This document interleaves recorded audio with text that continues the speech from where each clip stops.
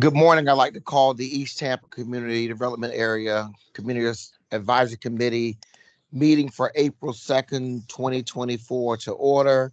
Let's start with roll call. After I call your name, just confirm your presence either in the room or online.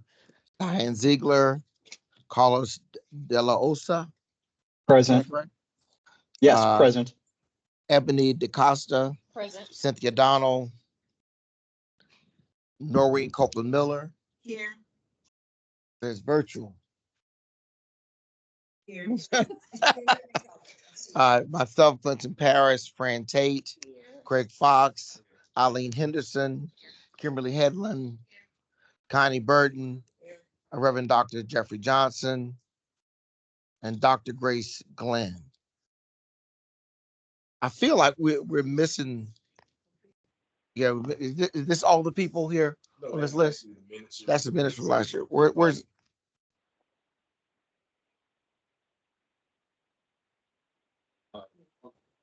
Virtually have Mr. Tonet Games okay? and Mr. Carlos De Los. Oh, I'm here. Good morning. Good morning. good morning. All right. With that being said, let's move into public. Let's get some prayers. Anybody would like to volunteer to pray over this group that we all have some grace. Ms. Tate? We thank you for this day. We thank you for each and every one of us that are here to serve our community through you. Please bless this meeting. Lord, bless it in attendance, every virgin, if anyone can. All right. Let's go to public comment. If there's anyone in the room that would like to make public comment, we're doing it up here. Public comment, come to the podium, state your name. You have 3 minutes for public comment. And if you have a specific item on the agenda that you're speaking to, I ask that you identify that agenda item. You don't have to, but it makes it a lot easier for us. So if there's anyone in the room who would like to make public comment, now is your opportunity. You have 3 minutes. Okay, there being no one, let's move to virtual. Is there anyone on virtual who would like to make a public comment? Unmute yourself, state your name. You have 3 minutes.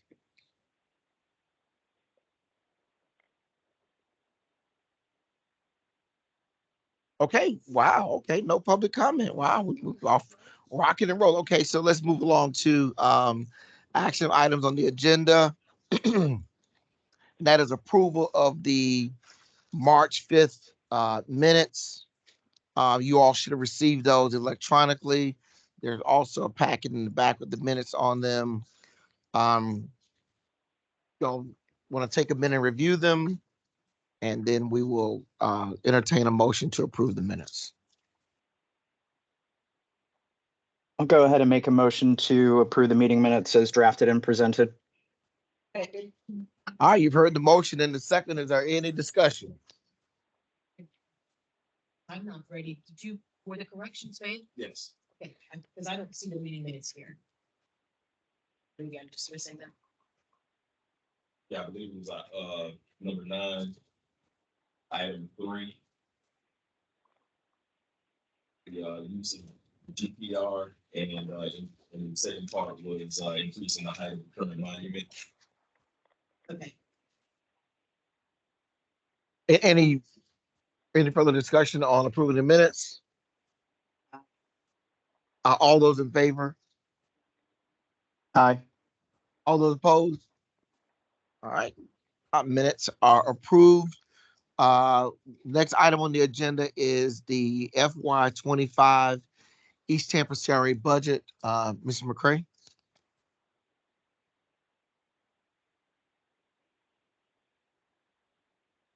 You have on the last 2 pages of your packet, last week, a copy of the current budget as schedules for the updates of February 2024. As we move forward I want to make sure that, and we're not going to spend a whole lot of time on this today. I want to make sure that you are prepared. We're going to devote a lion's share of next month's meeting towards building out the budget. So I'm just asking that you kind of familiarize yourself with some of the line items. We have some items on here related to street resurfacing. Those projects are done, so we're going to have to recalibrate and move those dollars into specific line items. So I just wanted to bring to your attention so you're aware, and we'll be having a lot more in-depth discussion on the budget, and we're going to be on the timeline. I believe we have to have everything wrapped up in May, and it'll go to the CRA board in June. So next month's meeting, we're going to devote a majority of the agenda to building out the budget for East Tampa. I will say that I think we have quite a few projects that are here listed. And some of them are moving, but it's taking some time, and then some of them have been line items for, several years. So we're gonna have to, have some conversations about whether or not we still want to move forward with those projects. And then if we need to pivot and make some adjustments or some suggestions as it relates to anything that fits within that CRA focus, and you all have seen that wheel if you attended the training, and it's been a part of the pack the last couple of months. If things fit within that CRA focus, then we want to kind of gauge and move those projects in that vein, if that makes sense. Yes. Yes. Yes. As it relates to the budget, as we get ready for FY25, just please make sure you take some time to familiarize yourself with what you see in front of you. And in May, we will spend, as I said, a lion's share of the time going through and creating line items to fit the CRA areas of focus. Let's go with it. If I may, you said that the resurfacing piece was completed. Correct. Okay. And I'm looking at these areas. Is there any possibility at next month meeting looking at those streets that were completed? Be presented, because I'm trying to just picture some in East Tampa resurfacing. Yes, I know on the other side of 15th, they've been doing inside some, East Heights, but on this side of it, in Bama Heights, I cannot identify one street that has been resurfaced. I will touch base with the appropriate folks in Open and see if we can get a listing of the streets that have been done in the last 5 years. Okay. Is that fair? Within the, what does this budget cover? These that's listed here. I would have to look back. I know they've been on there the last 2.5 years. Yeah, because those are the ones that I would be interested in seeing Okay. what has really happened in East Tampa. Thank you. On the resurfacing, Mr. McCray, can you provide some context as to, was that supposed to be all streets in East Tampa, or were they designated streets and then the CRA stepped in to provide funding along with the city? No, it's not all streets. Certain streets on the schedule, they have a grading system. It's A, B, C, D, E, F road or street, and then that's where the area of need. I believe specifically in the budget it relates to some areas of Seminole Heights that had received resurfacing, and Southeast Seminole Heights specifically. But those items, and from my understanding, they're not going to be pulling any dollars. Those projects are completed, so we would need to reprogram those dollars for some other areas of need. I just highlighted that as we're looking forward to next month's meeting to have some budgetary discussions. Thank you. Go ahead. Yes. Thanks. Thanks. Yeah, Mr. Carr, I was wondering, so at the next meeting, we're gonna, I guess, vote on our recommendations for the budget, and then it goes to city council, or sorry, the CRA board for approval. If they question or reject it, then what's the process after that? Because Ultimately, decision, okay, it's the CRA board level. okay, so we made the recommendation, then it's kind of they either accept it or do it on that. Okay, all right, thanks.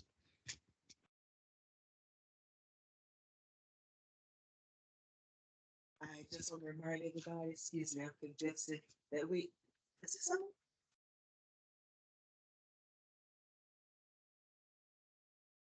I just want to remind everybody that we are an advisory council.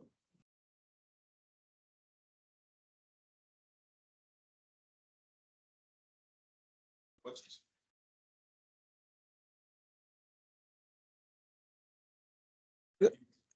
Just as a final comment, I'd like to say that I still get confused looking at this budget, trying to figure out what's on it and what some of these things mean. So I really encourage everyone to take some time to look at the budget and make some notes, particularly some questions about some of the line items, what they are, because behind these are a lot of the activities that we're engaged in. And then you can be better informed to advise on what things, because some of these things have been sitting in a line item since I got here and nothing's happened with them. And it may be time that we reevaluate whether or not we hold that money or put it some other place where it can be further use. But I don't want next meeting to be a 5-hour meeting while we go line by line for the first time, learning what some of these things are.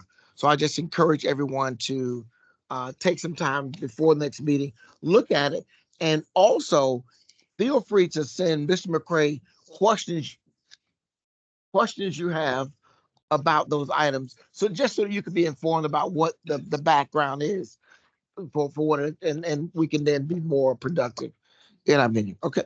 That Mr. McCray, the next item up we have is presentation. Do I have any presentations?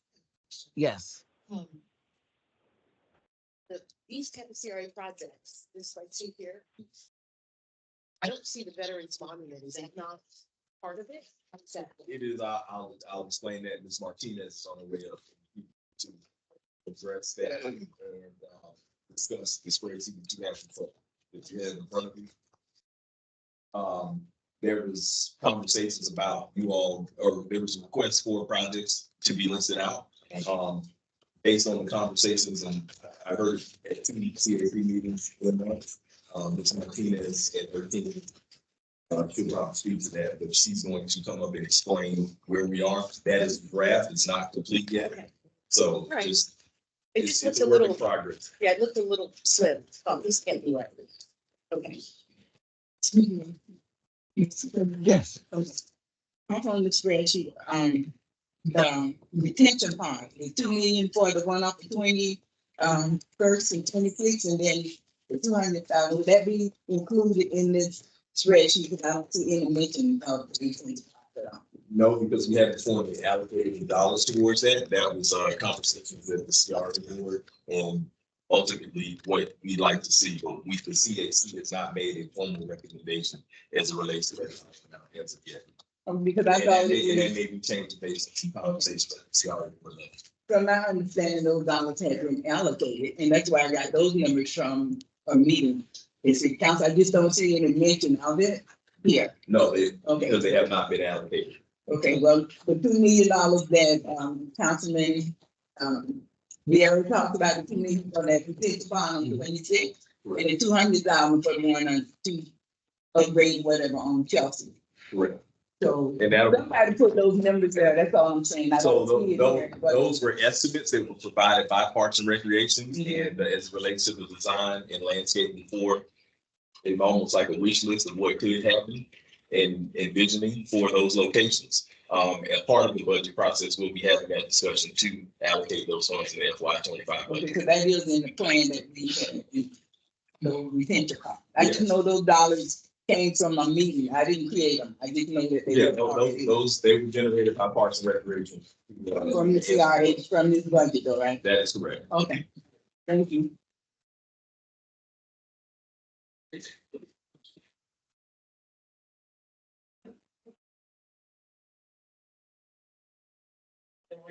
Good morning.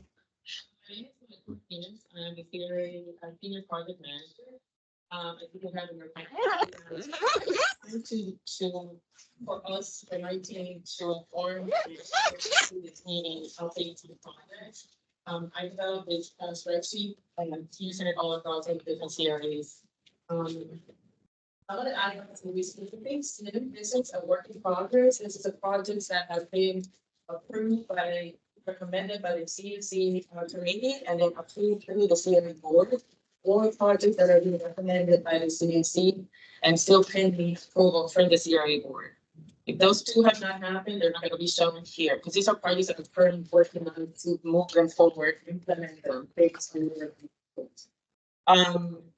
So we have the property at 1102 East Curtis, Destination Church. Currently, we're working and Ms. B Parks is here for our communications team.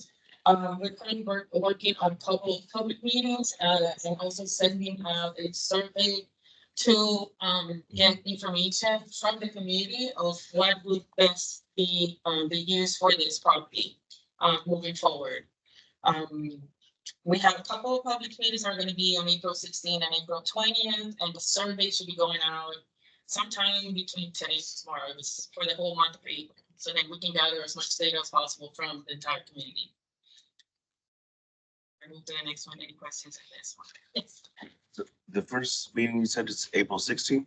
One is gonna be on April 16th, one on April 20th. I think the mailers for the community is going out or went out yesterday, but we will give you an update on that when she comes. Okay.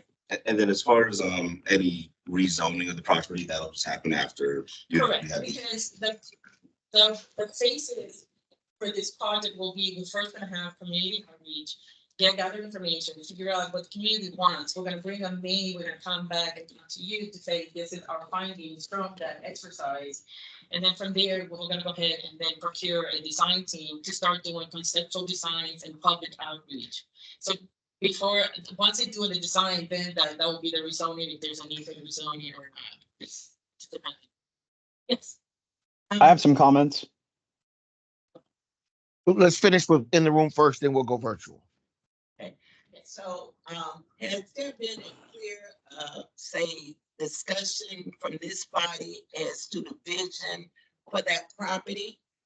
I mean, I might have missed the meeting, but I know you're talking about outreach to the community, but shouldn't the community have say, a concern as to what the vision of this body would like to see happen? So we don't be butting heads against each other. So a share, of ideas, not just what the community says, and then it runs directly to the board. I mean, to the city council, and then we're at odds with each other. So I don't know. So first, the question come up with the public outreach was because of my previous report. I mentioned that I was procuring a company to do demo of the building. And we were told, and we were asked at that meeting to kind of hold off on that request and to find out the best use for the building and to reach out to the public, to the community, and then report back to this body with those. It's at the same time, you represent the same community, but you want to hear what the community is also wanted to have. No doubt about that, but I mean, what was the assessment from the team that made the evaluation of the building? If it's anything salvageable, if it's not, I just don't want to be put in a position that if, and I know how community meetings go, it might be 5 people, it can be 500 people. And the 5 people can make a decision for the entire community, in which we did have to live by. So the community, I'm sorry to interrupt you. The community's not making the decision. We're gathering the data from the community to bring it to you. Then you decide. We're just giving you, we're trying to make sure that we're involving everybody in the community, plus bring it to you, to your attention, to say, this is what we heard, and then bring it to you, and then you guys make a decision of whether we're going to make a recommendation to move forward. Yes. When you say community outreach, when you say community outreach, if you can just elaborate what that looked like, was that only mailers that you sent out to the community, or? Okay. Okay. Okay, cool. Thank you. To give you kind of like an overview. Understood. Thank you.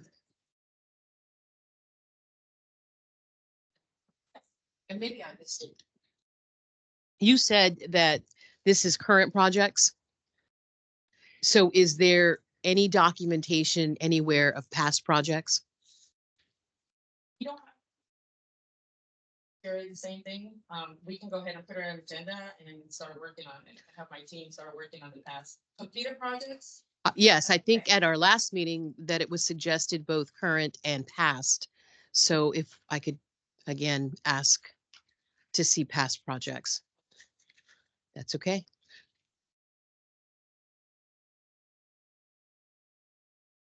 Thank you.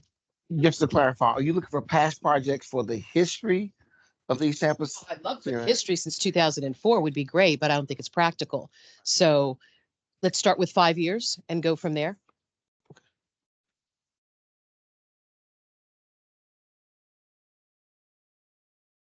Mr. Chair, I have some comments. Okay, go ahead. Just a question to the CRA team and to Cedric. Was there any consideration given on the April 16th date? Because that does coincide with the Civic Association's Board of Directors meeting at 7 p.m.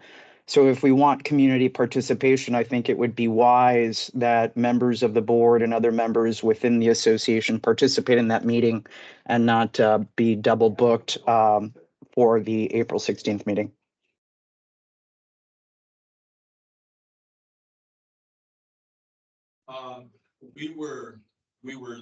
When the dates were selected, we were looking at the timeline that we had set forth. We did not communicate formally to the board of directors for Southeast Seminole Heights. And it'd be very difficult for us to change and make an adjustment and pivot on that, with the information that's going to be pushed out here, within a matter of hours. What I would ask is that a formal communication be sent to the board on the CRA's behalf so that they're aware. And if they have the possibility to reschedule their board of directors meeting so that they can participate in this meeting, I think that would be a wise approach. And we actually have two dates, the 16th as well as the 20th. So the folks that can't participate on that 16th date can come on the 20th here in the center as well. So that was the purpose of having two meeting dates so that we could, during the weekend and on a weekend. Thank you. Yes, sir.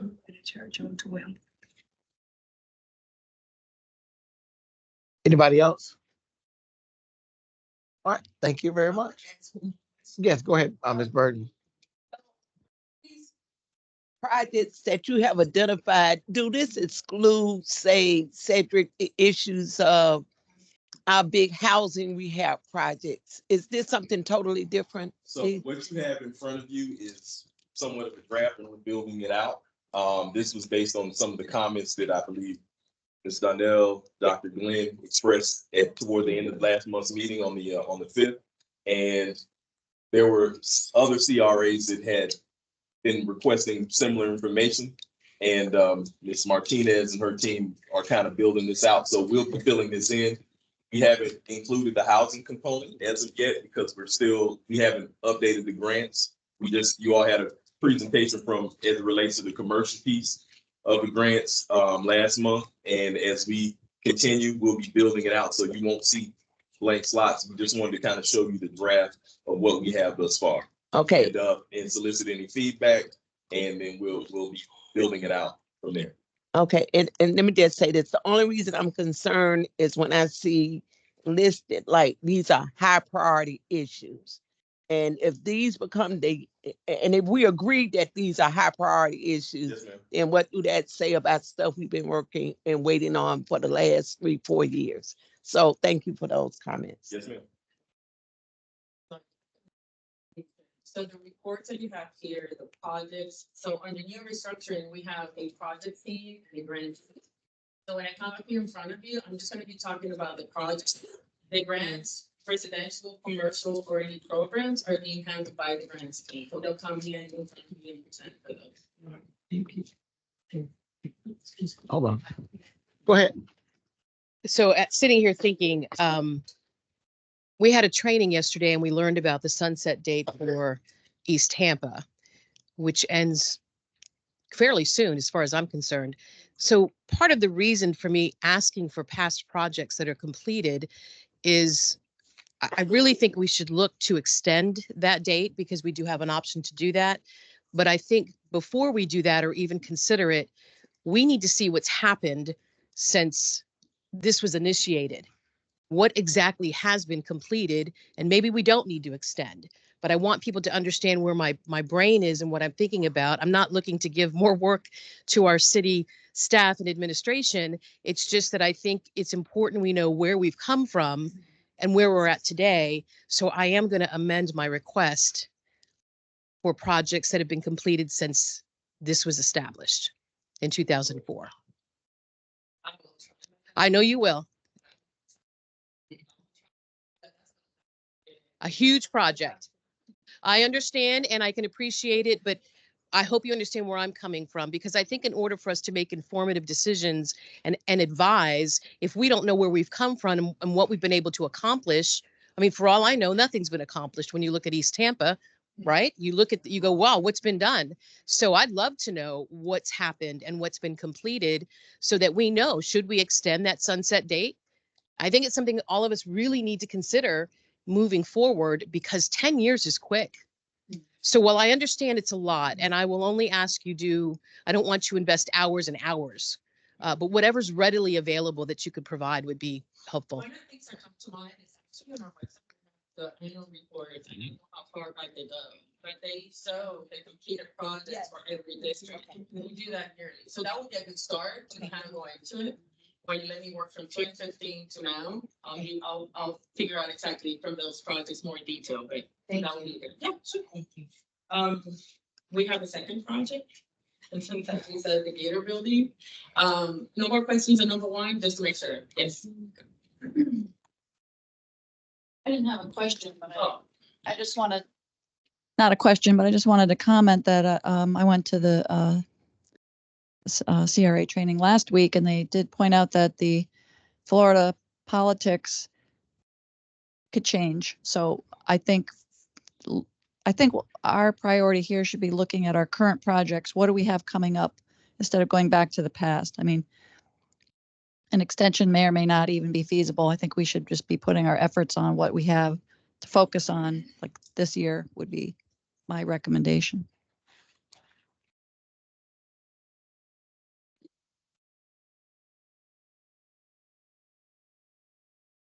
Finally, that one does have a line item on your budget allocated. I think that you have a copy of the budget, is line 104, I saw it this morning.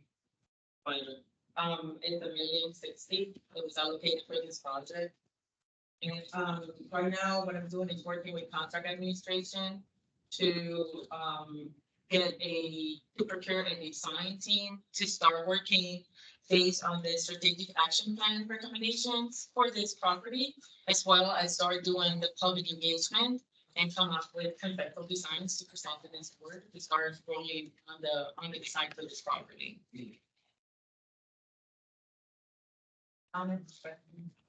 If I could, when you mentioned the Gator building, I assume you're mentioning and the adjacent properties we own. Okay.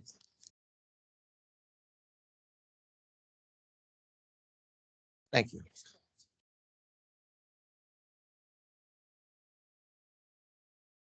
Ms. Hedlund, go ahead. And so when you say the design team, would you be accepting the recommendations that we made through the what was that big consulting firm that we had to put that plan Strategic together? action. Yeah, right. Yes. So you would be for that, the thing that I was given would be that. okay, so we don't have to start from ground zero. Oh, yeah. All right. No, they'll have to study that, and then also they come to you for also recommendations. We'll have kind of a cross meeting to have ideas of where to go move forward, and then they will have the public meetings, and then come back with updates on any kind of design. Right, thank you. Thank you. So I just want to clarify on the budget, it says Gator building under infrastructure and capital projects, and it's $1 million plus. I assume that's for the whole multiple parcels, and this $250,000 or $500,000 is just for the remodeling of the one building that stands.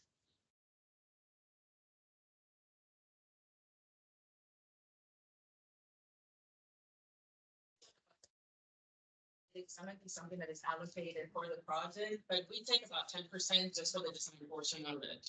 And part of that design portion is for that design team to recommend to us and provide us with a construction price. So then you have an idea of what we're proposing in the design, how much it's gonna cost, and then it'll help you figure out to add any additional funding you needed for the next year or so. Yes. Was that good? Yes. Okay. Have a sidebar, Ms. Clark, my apologies. Sorry. Yes. I just wanted to mention something for the board's consideration. So with after I did some public meetings on roadway improvements, and part of that to the state roads within the East Tampa community, which are Nebraska, Hillsborough, MLK, and 40th Street. And one of the things going to be upcoming with that would be, aesthetics. So that may be something to consider. I'm going to get in touch to see where we are in the progress as far as, construction, when those actually come into play. I don't think it's 100% necessarily included in the next year's budget, but I just want to mention that just in case it comes up. So I'll come up with a timeline and some potential, maybe I can get some rough, really ballpark estimates for us to consider for the budget for next meeting.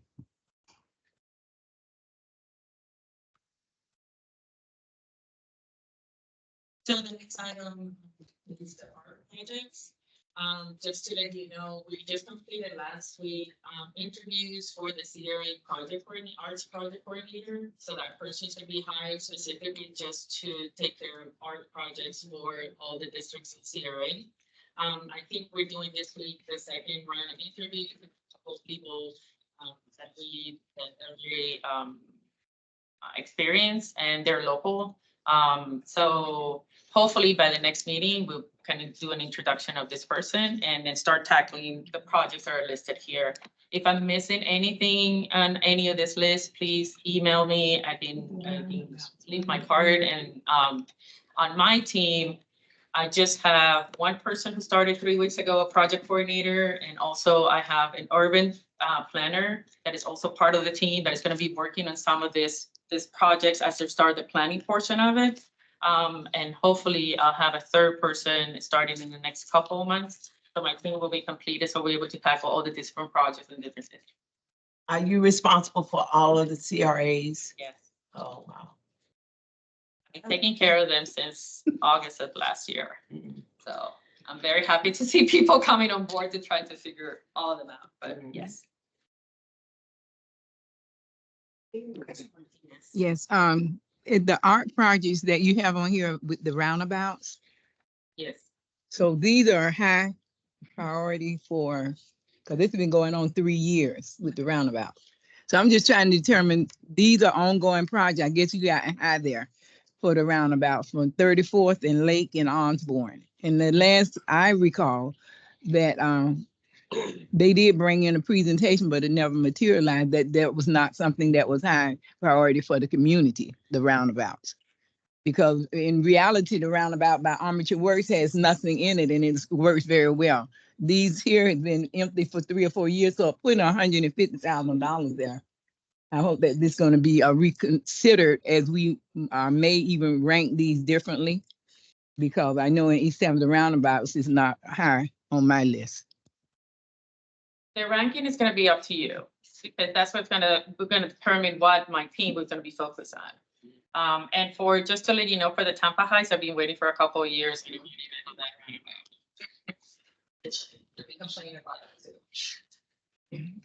Yes. The community where the roundabouts are located, they're ready for the artwork. They're ready. Thank you. All right, thank you. Well, we have another question. Yes, Ms. Bird. Sorry.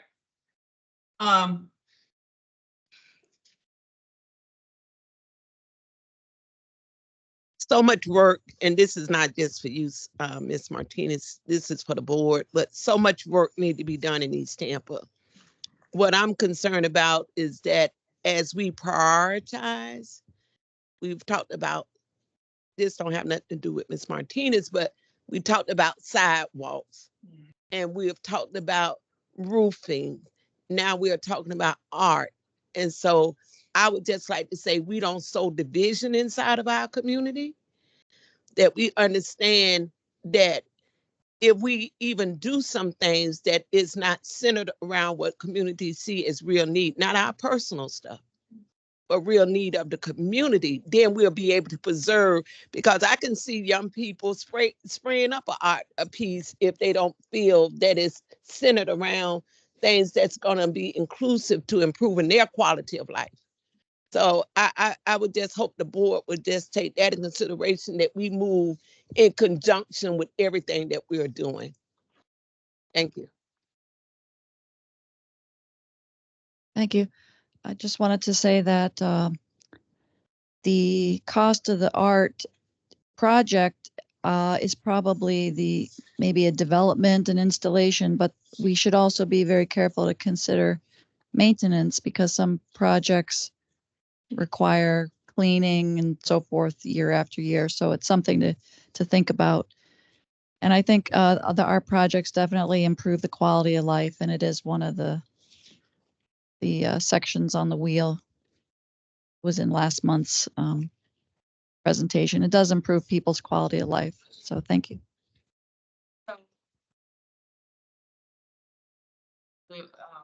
That we're implementing for maintenance is a memorandum of understanding with the department that will take over the project once we're final. Because if you may be aware or not, because of the Florida statutes with the CRAs, we are not able to do maintenance on projects. That's one of the things that is a no-no for the district. But that's how we've been, once we turn it over to the city department, and I think for the roundabouts, maybe mobility, I have to find out, they would have to sign a memorandum of understanding for the maintenance agreement. Anything else online? Thank you. Thank you very much.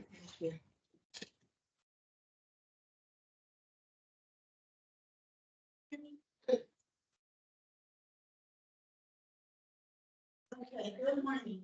Good morning. Good morning. I'm gonna put on a slide real quick. Actually, it's going to be the database that the community will be seeing for every community engagement meetings that pertains to projects out of East Tampa. So it's the new City of Tampa engagement page. So what does that mean? Okay. So for the upcoming 2 meetings that we're going to have, they're going to be located here. So it's April 16th and it's April 20th. And they're going to be the official community engagement meetings for the project located at 1109 East Osborne, which is formerly known as Faith Baptist Church. So those specific meetings will be to collect the feedback from the community on what they would want to be there. You know, so number one, my traditional comms plan is as follows. I send direct mailers to each home. So that has been a 60 to 70% rate of success, not only in East Tampa, but in West Tampa and across all of the districts. Again, I'm responsible for communications across all 8 districts. So direct mailers is how people walk through the door with that mailer, and I received it and all that. So the QR code and the information that's on that mailer will lead those folks to this website. So part of it is, Chris, if you scroll up real quick, I'm going to show them. It will give a brief description of the project along with quotes that are gathered just through the managers and some of this, you know, just along hearing the enthusiasm of this project. Just some stuff of, as one of the jewels of East Tampa, you know, they want to see redevelopment specifically here. So it will show quotes and then it'll show pictures. Chris, if you will go up a little bit. So this is it. Some of you guys know it as Destination Church, but it's officially labeled in the directory as 1109 East Osborne Avenue, formerly known as Faith Baptist Church. So the project will have the official name of what's listed, not what everyone knows it as, but what's officially listed. So part of that is transparency. Everyone wants to see transparency. The different project phases, so community engagement, conceptual design and design for construction. That's just overall phases that have been identified in this project. And then show up for me, Chris. It will list out, so right here, the important dates coming up. So once they scan that QR code or go to that website that's there, it's going to take them to know what's coming up. So April 16th, it has the information for the team. It has the location once you click in there. Again, for this one, I wanted to, make sure everyone can attend. There's some individuals that can attend during the week, that's the weekend. People have plans on the weekend, but I also have a Saturday event for people that, hey, they're off on weekends and they have to come. So April 20th, those are the two events here at Hannah. That's going to be shown on the mailer. And once the mailers are set to go out no later than tomorrow, because they're being printed. So they're going to be sent out, long list, a mailing list that's taken from the property appraiser's office. So it's nothing to do with me or us on sending like, hey, I think you live here, there. No, it's property appraiser information that the mailing service sends off. And yard signs. I'm going to put up on yard signs. And guess what? I got the bigger signs. For that, so I could put 40 signs out. I could put major intersections, big, like you see Commissioner Myers, friendly face, and all that. It will be for everywhere in the CRA. So I got that done. Yes. So right here, it will also have a button where they participate in the survey, and the survey is active now. So I'm able to provide that information to you guys, or I'll just send an email with the link to your emails where you just click on that survey and answer those questions. So again, at the two different seminars, the workshops, I'm going to have a physical copy of the survey there as well, and a QR code for people who are, a little bit more tech savvy, and they scan, and it's the same questions. Again, just trying to find what the community wants that used to be for that property. So that's very important.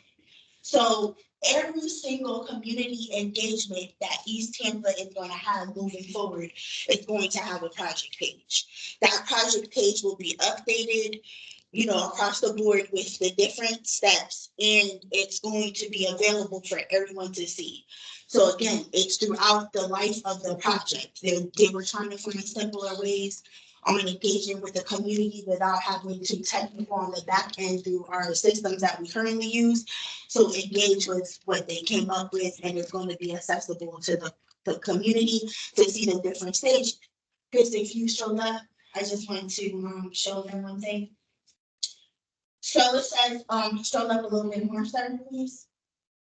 Right here, stay informed, sign up for notifications. So once you click this button and you put your email, it's going to notify you every time this page is updated. So it's going to say receive a new project alert for 1109 East Osborne Avenue. So again, it's keeping you guys engaged. And then also you could share this link with, your associates, the community, that say, hey, if you want to stay engaged, go ahead and sign up for notifications specifically to that project.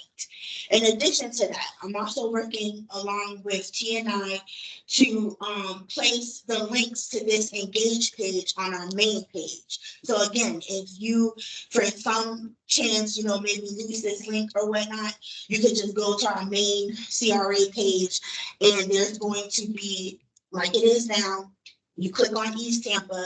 When you click on East Tampa, there's a project area where it's going to have the link to this, and it's going to have a beautiful project fact sheet that's printable. So that's what Ms. Martinez and her team are working on, which looks great. The project fact sheet has the area for the project. It has proposed elements of the project. It has the cost, and it has the contact person that, again, you can print out if you feel like, hey, you go to your different associations, you bring up fact sheets, you print out those fact sheets, and you can hand it out. Yes, Ms. Martinez. Yes, ma'am. So how big a radius, I know you say you're posting, I mean, will this be throughout all of East Tampa or just within the location of the confines of the church, throughout 5 the blocks? whole East Tampa. Okay. So what I'm doing is I take the boundary map. This is how my technical work. I want to bring y'all in to my world right now. So the city has a GIS map tracking system, and I go and I bring up East Tampa, and then I just draw out the whole boundary, and it exports all those addresses out. Okay, so then I have to clean them up because some of them is null and void, some don't list addresses, but I don't even do that. I send it to the postal people and say, hey, I need this clean up. Right, so they know what addresses are validated and what are not, you know? So that's how that comes about. Now, the yard signs, I look at that boundary map and then I get in my car and I post all those signs. So I, always engage like, hey, tell me where you want to see it. That's what I do in West Tampa. You're in East Tampa the most. I'm in East Tampa too. I got my credit. But you might see a street that is frequently, visited, and you say, hey, I need a sign here. So then I put a sign there. I'm printing out 20 for each event. But I want to centrally locate them in areas that are most the busiest. So that's method to my madness. Now, in addition to how I line up the community meetings, is I made a template that's called the CRA communications plan.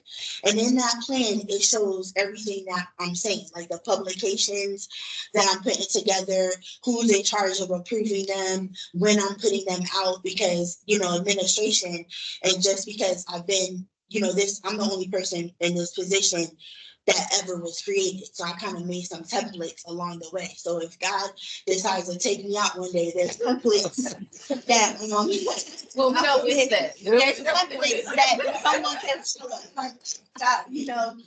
or if I decide to finally go and live in Puerto Rico and live my life over there, there's templates that could be followed and they're able to disseminate information. It took this while, but I'm telling you, things is gonna happen now.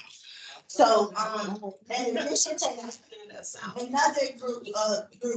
another good thing, yes, we are getting our YouTube channel. What does that mean? That our CRA board meetings will be on there and our CAC meetings will be on there. So, my group of people, anyone that needs to find out information is going to be directed to our YouTube channel, okay?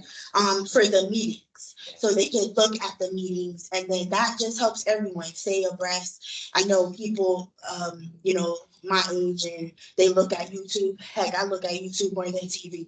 So they're able to find those type of meetings, so that's great. And then in addition to that, very soon I will be, and I want everyone in this room to know, so you can let people know that are in the communications and marketing world, that I will be releasing the RFP for communications. I need a firm. So eBoard has a firm right now. They've been actually helping me keep eBoard running, but everyone else I've been doing on my own. So the RFP will be out soon. There's going to be a date that's going to be on demand. So what I tell everyone is make sure that your people are registered to do business with the city. Make sure they're registered with the minority business office. If not, I could provide that information. The business office is here. So, it's open to make sure that their business is registered.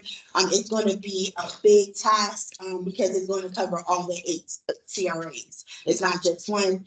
And I put a plan together based off of the whole year of visiting all the CACs, the board, the community, and outside community events on what it's going to take to run it, which is going to involve social media, publications, everything I went over the training is going to be involved for that firm to do for all the districts. So that firm has to have that caliber to make sure they carry it out, like enough people to make sure they have social media training, communication training, graphics and all that, because that's what one person has been doing. So with the firm, it's going to make sure that everything gets out to the community. And then in addition to that, I have the IP kiosk, which is located, one of them is located in East Tampa, which that new branding and ads will be starting in a couple of weeks, which will allow people the opportunity to scan or follow us through that kiosk as well. It tells what the CRA is, and then you scan it to sign up for news releases. So again, just trying to cast a net and to make sure that people are engaged. Any questions? Real quickly, we purchased last year some very expensive and sophisticated physical digital signage that can be mobilely put around the community. How is that going to be incorporated in getting this word out? We're going to I have to physically go out there and put the information for the meeting. And then where would you think to place this? Leave it at Reagan, because right now it's at Reagan. Well, the idea of getting those done was their mobility to move them around, so. So I could put it in front. I think it's two, am I correct? Yeah. Is it two signs? It's two, right, subject, the electronic. Okay, Yes. so it's two. I could put one if you guys think, hey, what's the busiest area, and also in front of the location. So I can look into that, but it will be used. One of the issues, of course, is at the intersections of interest, where can it be placed? It can't go on all intersections. It has to be, I think, on city property. We have to watch the right of ways. So I'm going to have to defer to someone who has that expertise. Either way, will be placed out before. I'm hoping in my timeline to have it programmed in next week. Find where I'm going to place it, because I also have to put it on a truck to get it there. I think in the past, our detective was very supportive Yes. in moving that around. I would Right. ask that we may reach out to him about he has the hook, the vehicle that we paid for also. Yes. Yeah. I wouldn't want you out. Me and Cedric will work. I wouldn't want you out there, dragging that behind your, Suzu or something, Okay. No. This is I would want that. That's what it is. Yeah. Yeah, and my husband would not. No liability. So I want to defer to the committee as to how would you all like to best inform her on where your preferences are of intersections. Can we email those to her where you think it might go, and then we'll defer to your expertise on the final choices based on those communications. So remember, 20 of each. So 20 I got 20 printed out for the 16th, 20 for the 20th. Yeah. So just think of 20 locations, and the boundaries are large. So my recommendation is to go online, look at, even you have it printed up, whatever resource you have, to look at the boundary map and say these are the locations, and you have my contact information, my email. As long as you don't copy each other. Just email directly. So when do we need to, I would say by the end of this week. okay, so by the end of the Yeah, week. because I should be picking up by Allegra. Those are always the first step. And I'm going to say this. Those digital signs are mobile for a reason, kind of like at Christmas. You go to the mall one day, the sign out front says, lock your vehicles. You go to the mall the next day, that sign is in the back of the building, says, don't leave items in your vehicle. I mean, it gives you some ability to move those around, so they don't have to just physically be at one location. And they're really easy to move. I've been involved with that before.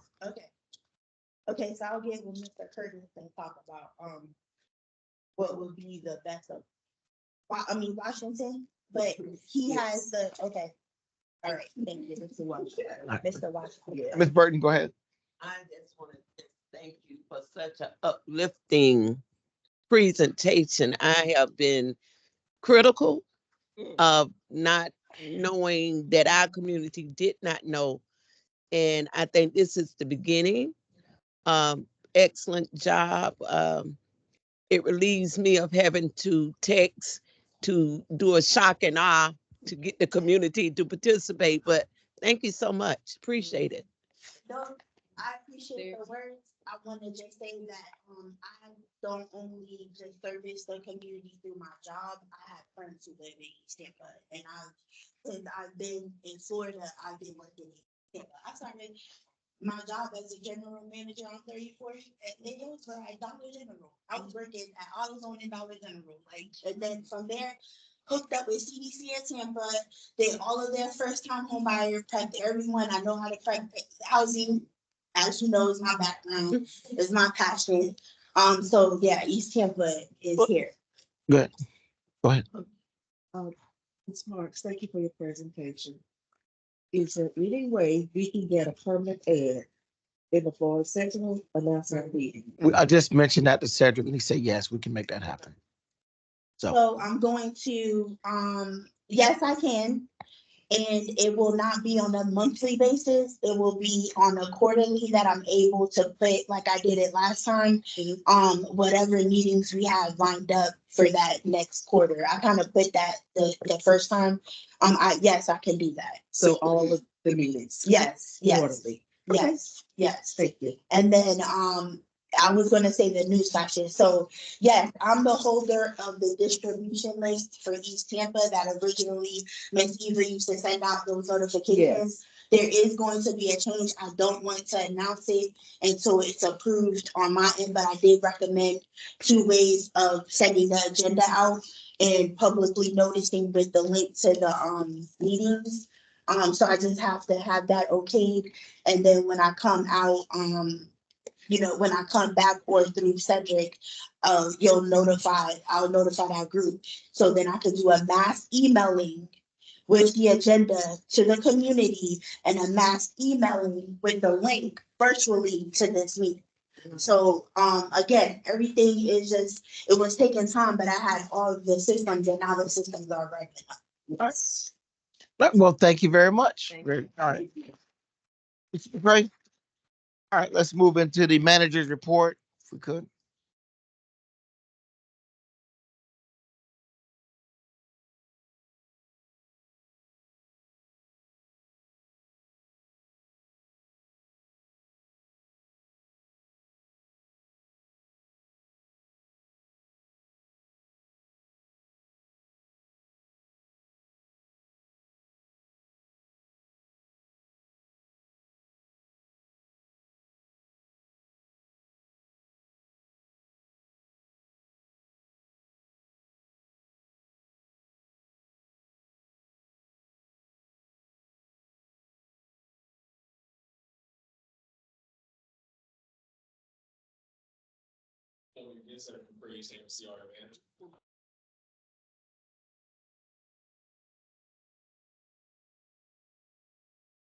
First, I want to say thank you to each and every one of you who participated in the CAC or CRA-CAC trainings.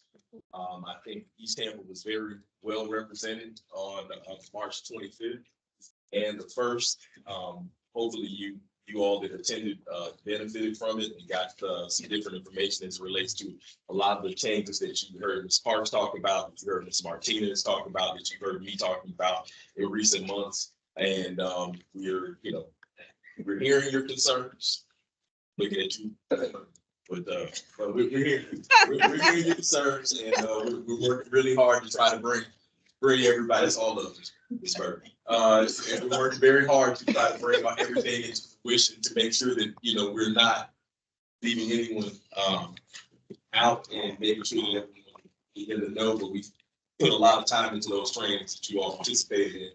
To make sure that you were current on all the new legislation, where we're going as an agency, and make sure that you have, I know each of you that attended have your binders, some folks have their binders here, great, and to make sure you have the tools to make good decisions and recommendations for the community that you represent and the CRA board.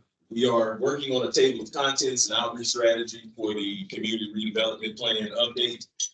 As that's finalized, we have another meeting with the consultant later this month, and I will gladly provide an update to you once we've had that meeting, and then hopefully have the timeline that I can share with you as we move forward to trying to complete the plan and all the steps that will be included in that process.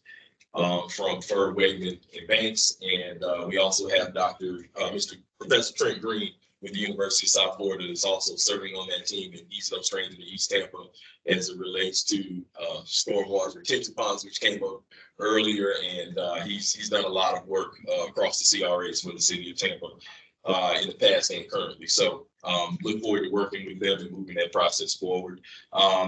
Ms. Parks, I believe it was alluded to, the annual report that was just added online yesterday. We will be having copies made as they are produced. I will make sure that you all get them, but if you go to our CR's website, and I put the web address down just for your knowledge, but please take a look.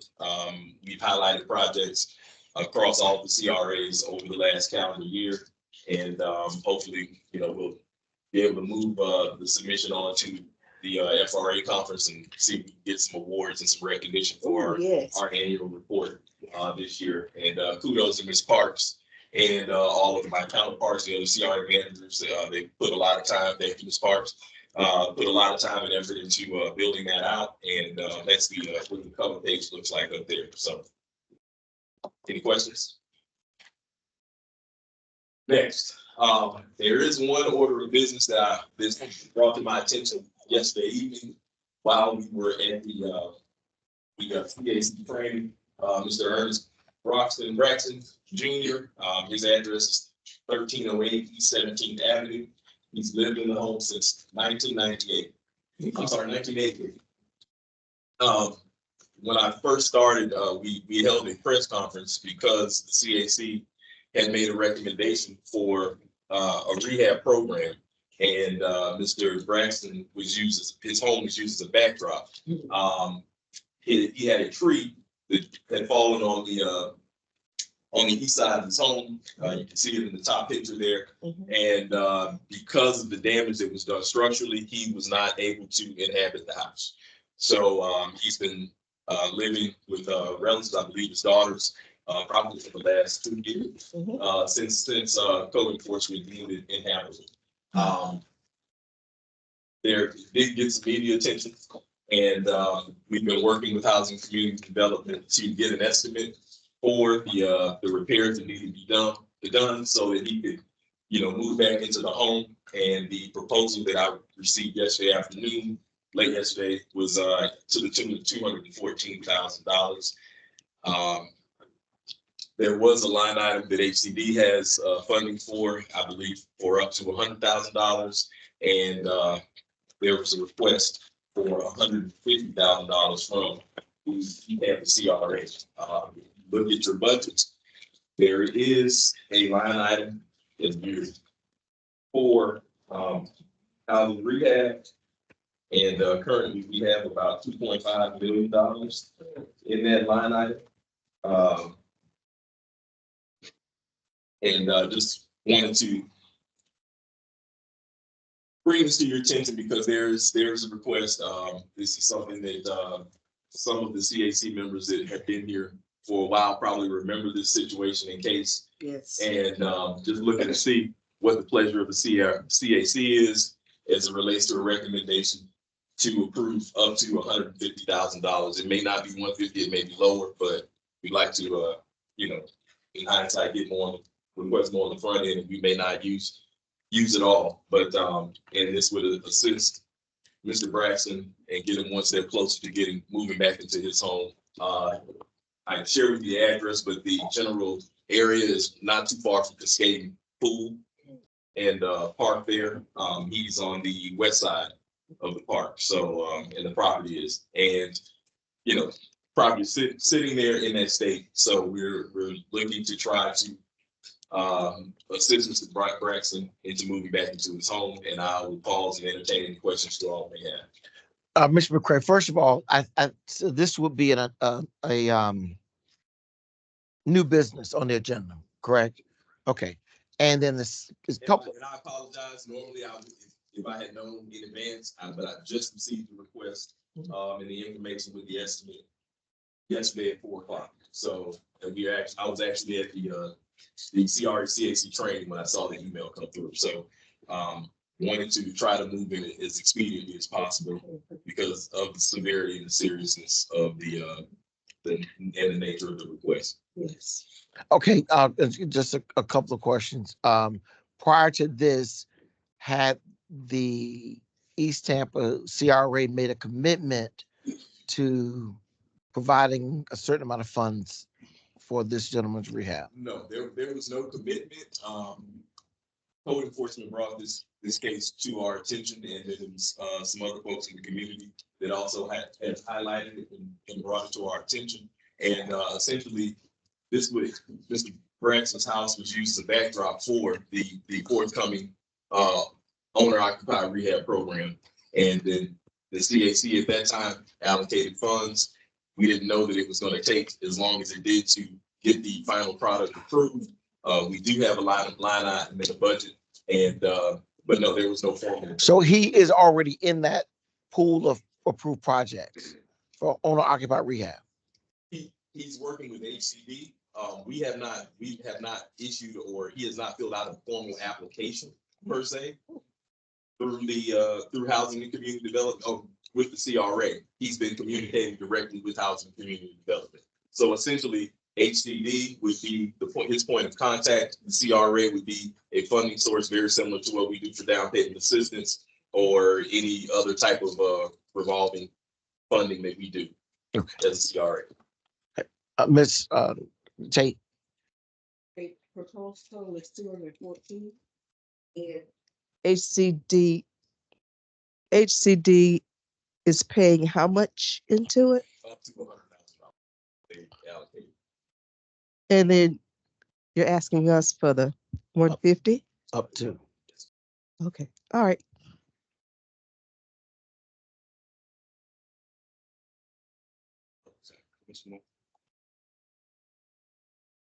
And so this would make all the repairs and not just the roof, but the structure of the home and bring all that into code. Yes.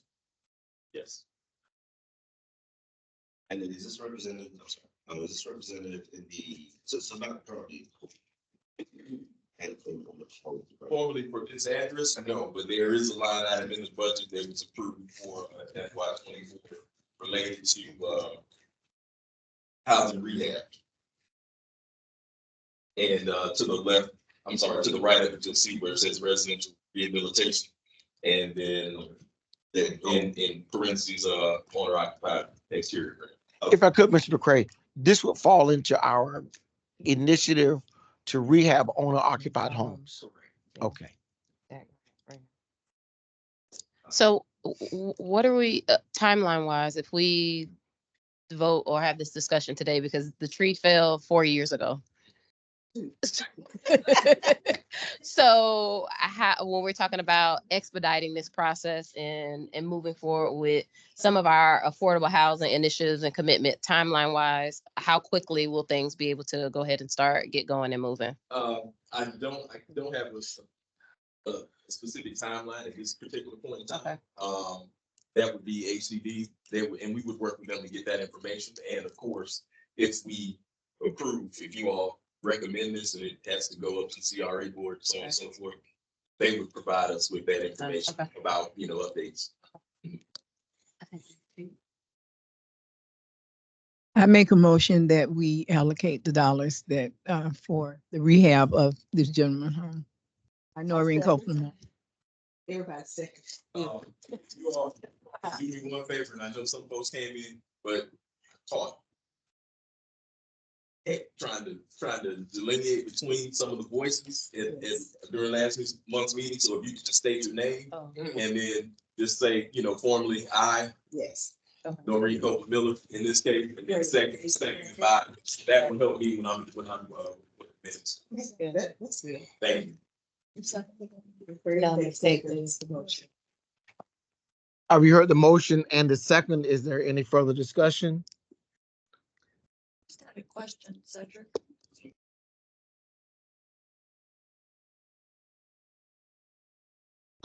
I just want to be clear that I understand what the owner occupied exterior grant means. I mean, I know interior rehab would be like somebody's kitchen or bath or something, but for the exterior, what is the What is the premise of that? So just getting the roof, the windows, doors, Lowers. ADA ramps, anything on the exterior of the home. So it could be seen from the street, Correct. not hidden inside like a kitchen. Okay, gotcha. All right, ready for the question? All in favor? All opposed?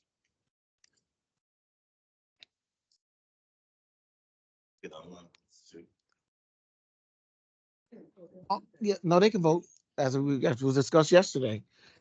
Online, did you want to express your votes? That's it. Okay, I agree. This is okay. Tony I'm in favor. on that. I'm in favor as well. Excellent. Thank you. Mhm.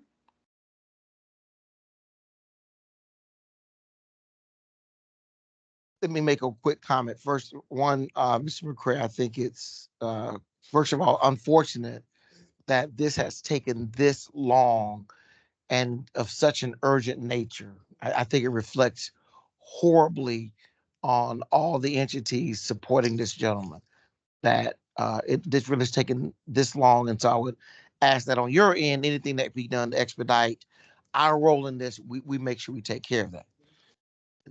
The second one is, I presume there's probably another 100 people around this area, similar situations, damaged homes in need of care.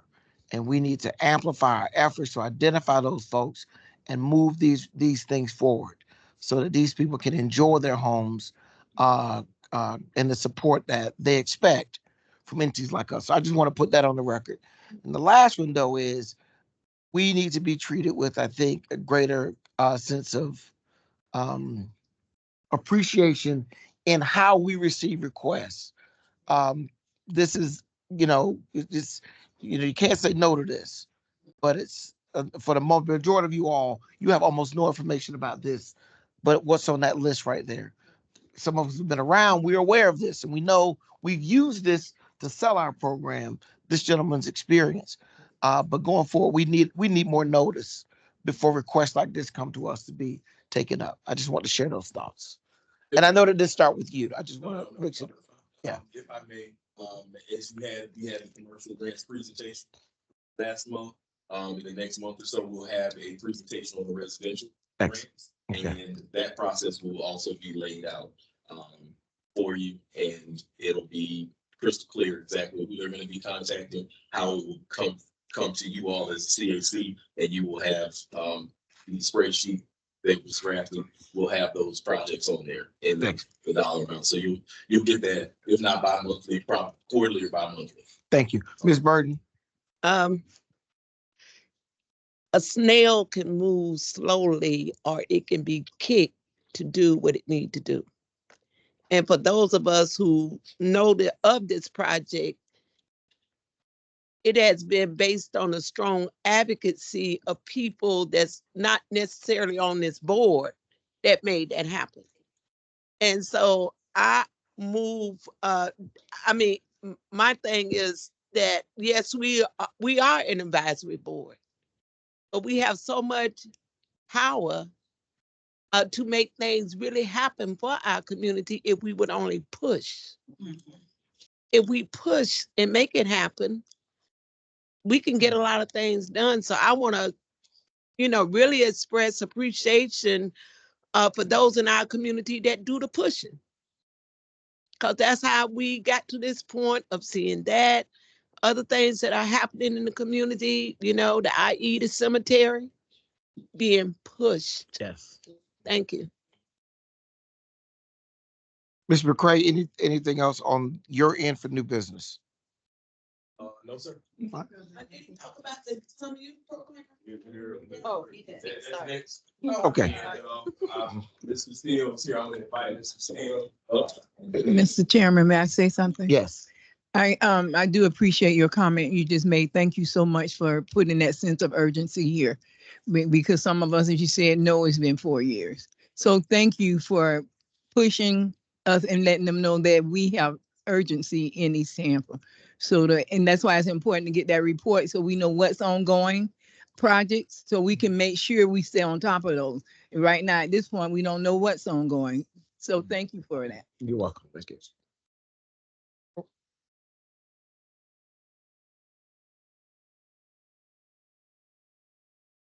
Hey, good morning. My name is Regina Castillo. I'm the diversity coordinator for the city of Tampa. And I've been been working with Cedric McCray on the summer youth program. And just wanted to give you an update. And then you can ask questions at your leisure. The program is actually in the progress of bringing on the coordinator that has already been sent up to our HR department. And we're just waiting for them to sign off on it so that we can bring on the coordinator that we had last year.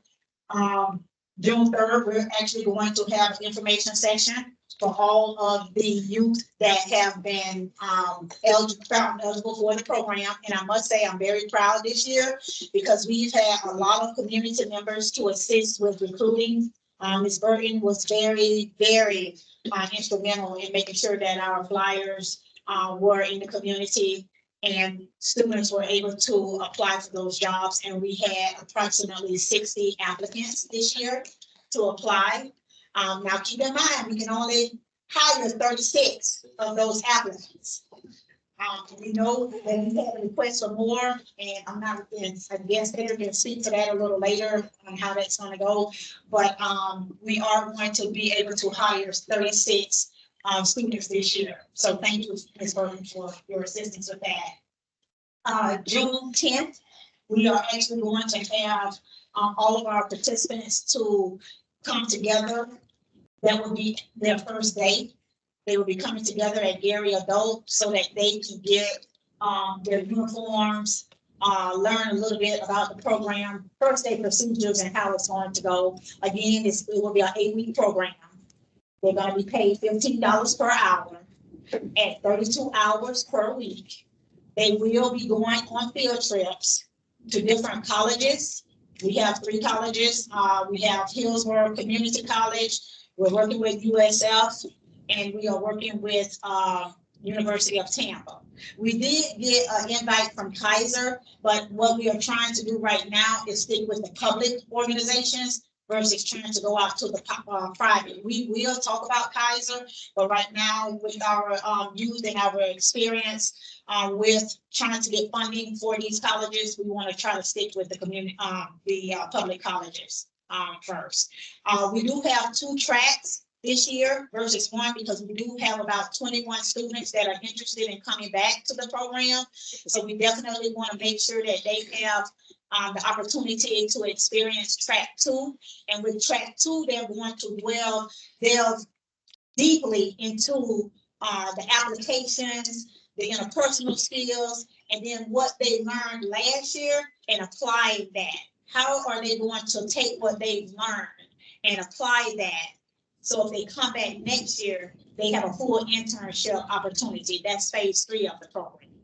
Our new students who have never been in the program, they will be on track 1, and they'll actually do the explorations piece where they'll be going out to the different departments within the city of Tampa to learn about Tampa and all it has to offer. So it's mainly like a explorations type piece for the 1, and then for the 2, it's kind of like, okay, you've been out there to explore.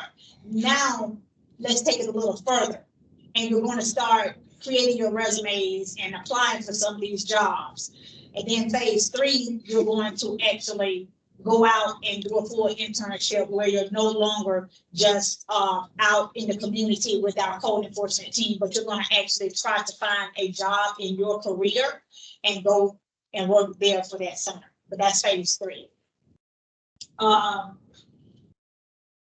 Then we're going to have a symposium on July 29th, and we would definitely love it if you all can support the youth and see what we're all about.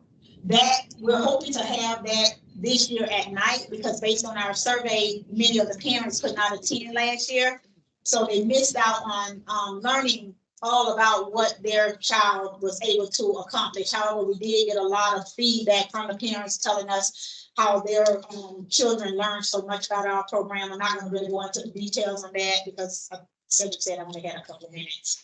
So I do want to say that the parents were really really pleased with the program last year, and they have given us their full support this year. With that being said, do we have any questions about the summer youth program? I have one concern. Okay. So I was feeling good until you said from the 60, only 36 was hired. What happened to the 24 that was not hired? Not, and why? Okay, because the program is only allocated for 36 youth. I know that you have expressed the interest in the past for that number to be higher. No. The board expressed. Okay, the board. And you're not the person that I would be griping to. Not only did we express, but we allocated the funding for it. See, it ain't like we just kind of, no, and then we said, this is the money for those young people to be brought up. So maybe you can't speak to that and tell me what supervisor I need to be in her ear, his ear, as to why. Okay, so with that being said, I apologize, Ms. Honey. Board, I did not know that the board was actually doing that. I usually speak with Ms. Connie because she's my voice for you all right now. However, I'm gonna ask Mr. McCray to kind of like share what he knows about that. He may know a little bit more. I was brought in to. Can I say something before he speaks? Yes. Just to piggyback off what Connie said, if I recall, actually at the last meeting, we talked about getting more staff because if I understood correctly, the challenge is there's not enough staff to accommodate more participants. And so we talked about that, and it was said to get with the parks director to make sure we could get staff to assist in order to accommodate the extra participants. So I don't know if that was done or not done, but I know you're going to defer to Cedric, and hopefully he has some information for us. Yes, we go ahead, Cedric. And I'll chime in. Good morning again, Cedric McCray, East Tampa CRA manager. Can you? Hello? Yeah. No, it's not. No, it's not on. Okay. So. So yes, on April 11th, the summer youth program will be discussed at the CRA board meeting. And that's what we'll be having a conversation about the request. I will be making a presentation, providing an update. Some of the information that Ms. Castillo is sharing with you all as it relates to the program and how it'll be pushed forward. And then there'll also be discussions related to the transition of the program from the CRA to Ms. Wynn's department as well. So those conversations will be taking place on the 11th with the CRA board. Okay. Are there any other questions? Yes. Yeah, is there any need that you guys have for the board to support with any volunteering work, or is it just a symposium you probably need to show up to? No, we have what we, and I shared this with the last group when I was here, when we were in the other building, that we have what we call community conversations. And during that hour, we're actually talking about what is going on in our community and how can we as students go out and help support. So during that hour, you can always come out and share some information on how the youth can participate more in the community. Because that was a concern that we had last year. We took the youth around in the community, and I know some of the youth live in the community, but when they're in the community, they're not really focusing on what's in the community, if that makes sense. They're focused on whatever it needs, whatever they need to focus on. They're not really focused on some of the other things that are going on in the community. And I'm not speaking for all students, I'm just speaking for that little group that we had. And they would like to learn a little bit more about the community, just the East Tampa community itself. So if you can come out, volunteer, be a guest speaker, share some information of how the youth can participate in the community and get more involved, that would be very helpful during that hour that we're talking about community issues. Okay, and what, I mean, is it date set or is it one of those or? Yes, we have those on Monday and Thursdays. And they're going to be in the morning, right, I think right now about.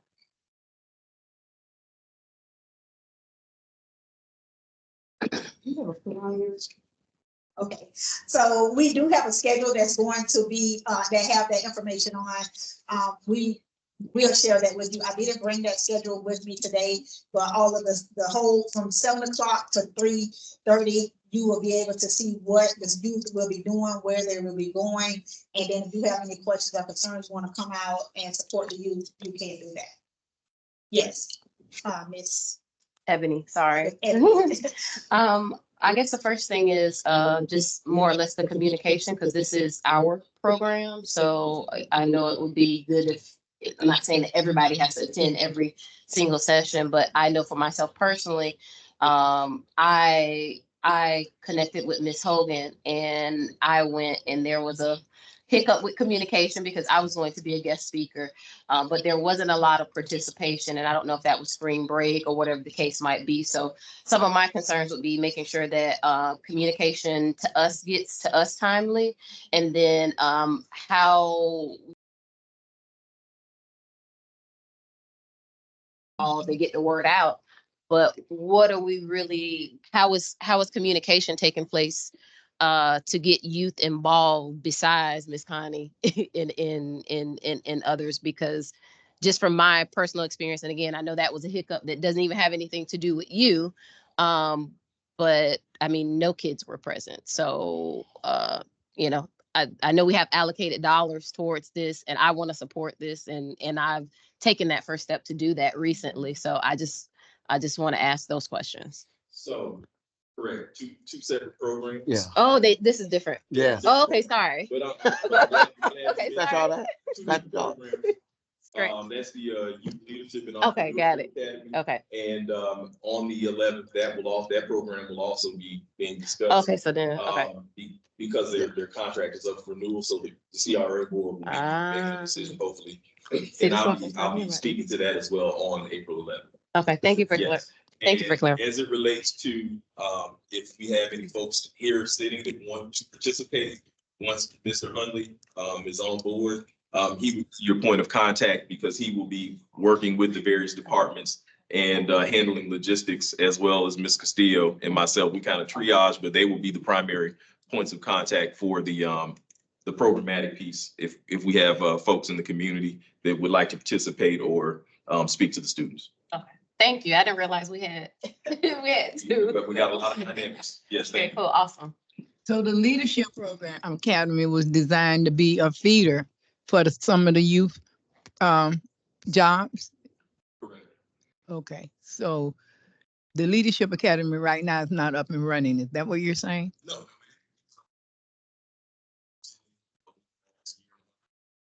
Have not reached the 40. Something like this all had initially said when the RFP went out. So it's been difficult for them to maintain and or recruit participation. And I also understand that, it's a Saturday morning. The summer youth get paid. The young people on the youth leadership are not being compensated. And so, there are some dynamics there, but that would be taken up for discussion in the. Okay, because with the dollars that we allocated for the summer job program, and since it never reached its full potential, what this board had agreed to put over there, what happened to those dollars? It's still there. Sitting there. So we still have the opportunity to recruit up to 72 children that we had initially asked for.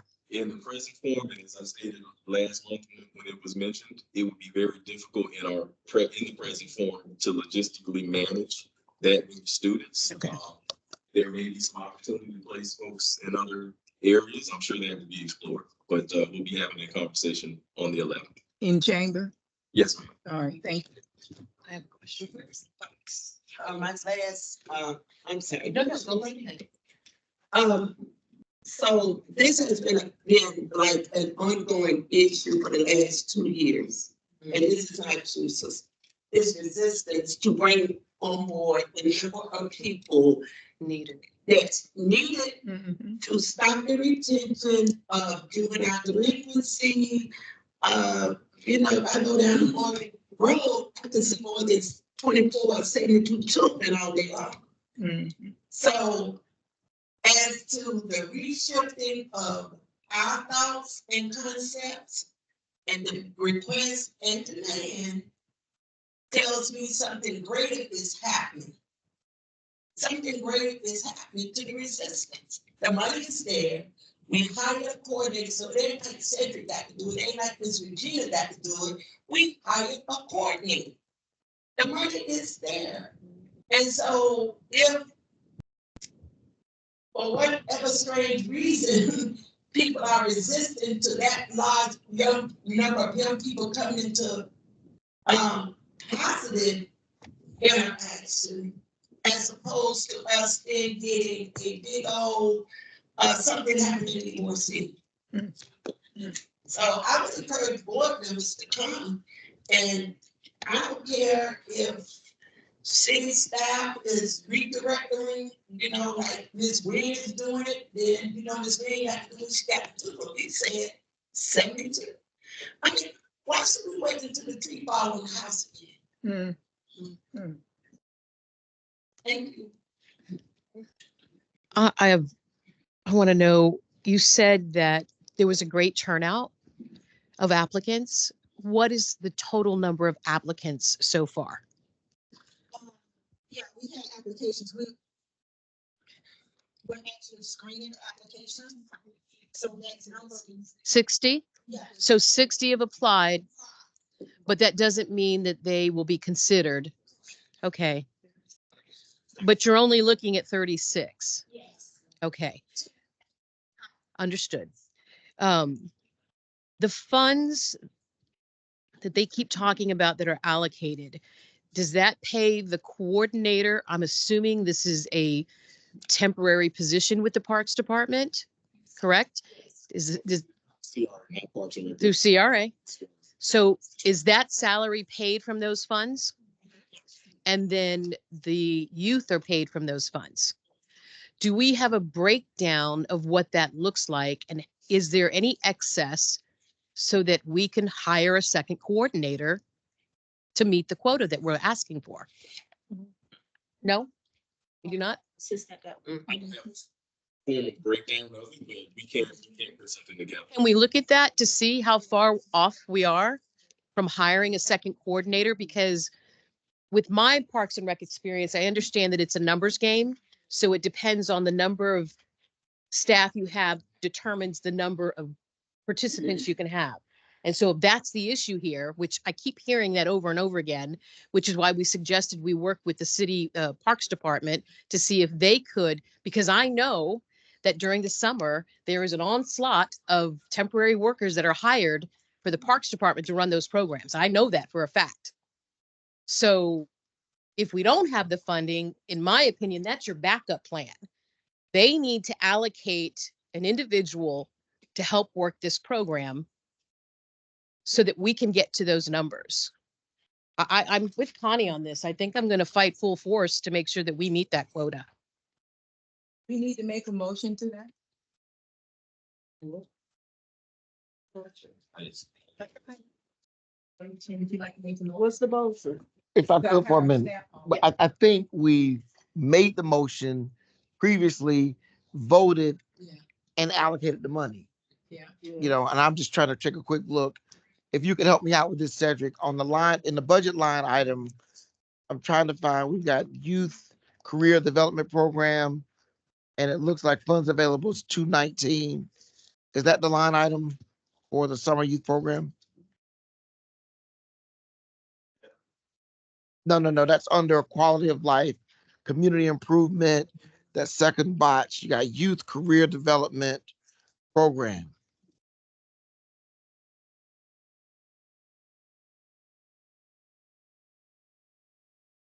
Oh, you looking at this? Yeah. But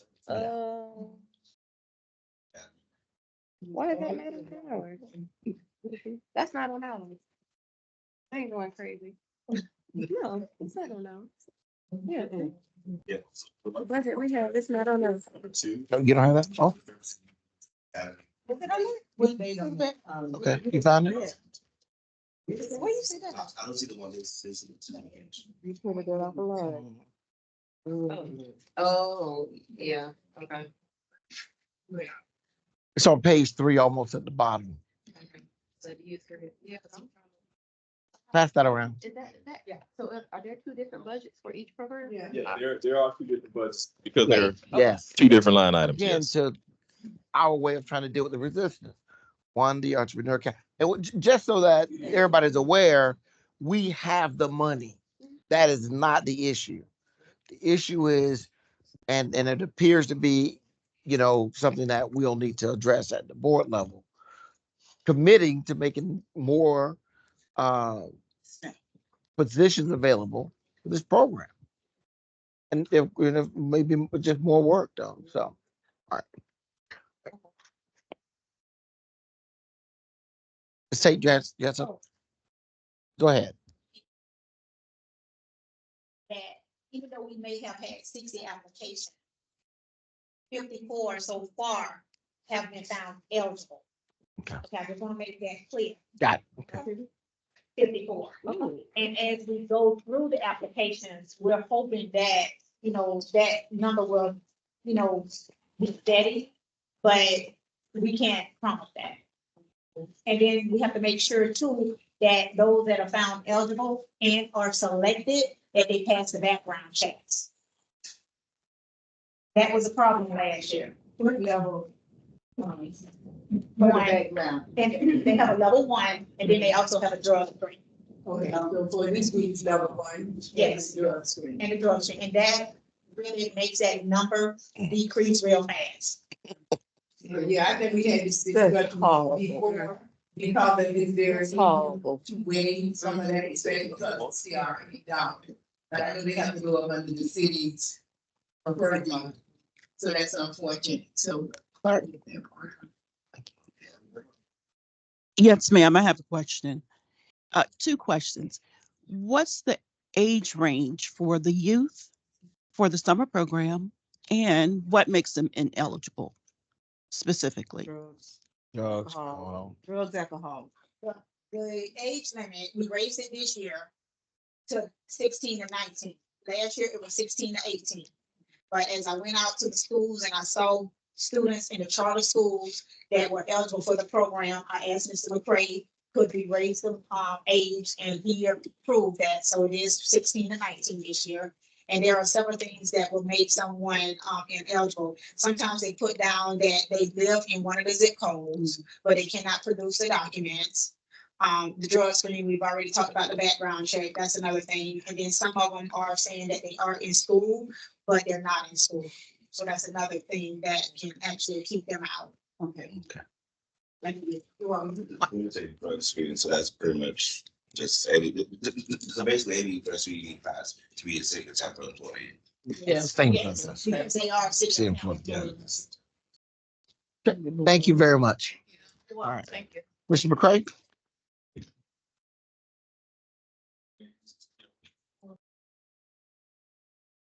Next up, I just wanted to provide a quick update.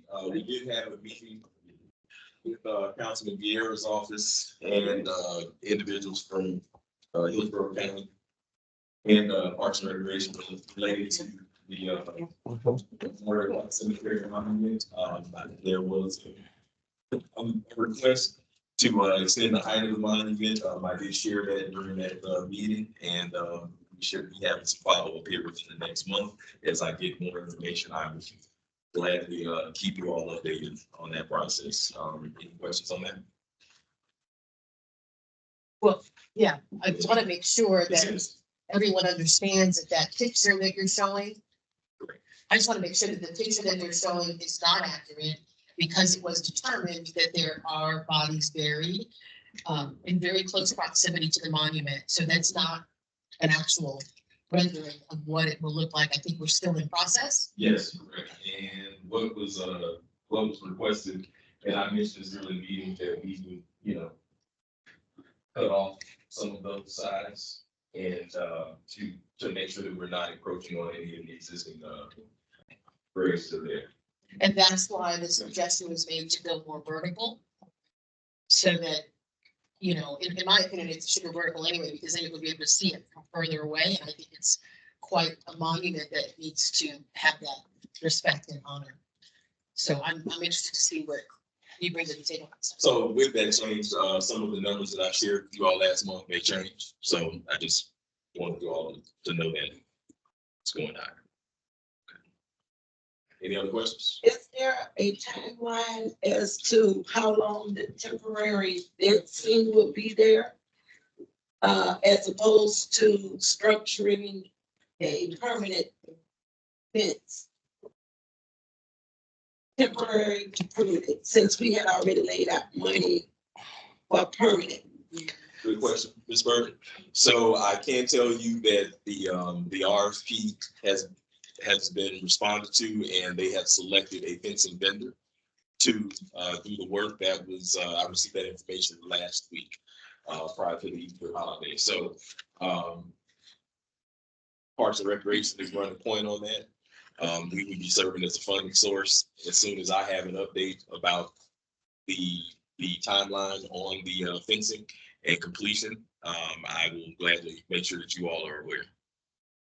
Okay, and I do want to say, after speaking with Director Moody, I know they are expediting the process with the fencing. The bids has come out, like you said, RFP is already in place. Yes. Because one of the goals is to have that fencing up for the CRA. Oh, that's the echo. That's going to be here in October. So we do have a team that's working with the city to ensure we get permanent fencing. And that doing the entire replacement of all of the fence is gonna be over $300,000. So they can go back out to bid, but they are expediting that part, speeding it up. So hopefully by October, you guys will be riding through the park, and I think they're gonna do a tour and all of that at that time. But I do know that they are working very hard to get it done in a timely manner. Yes.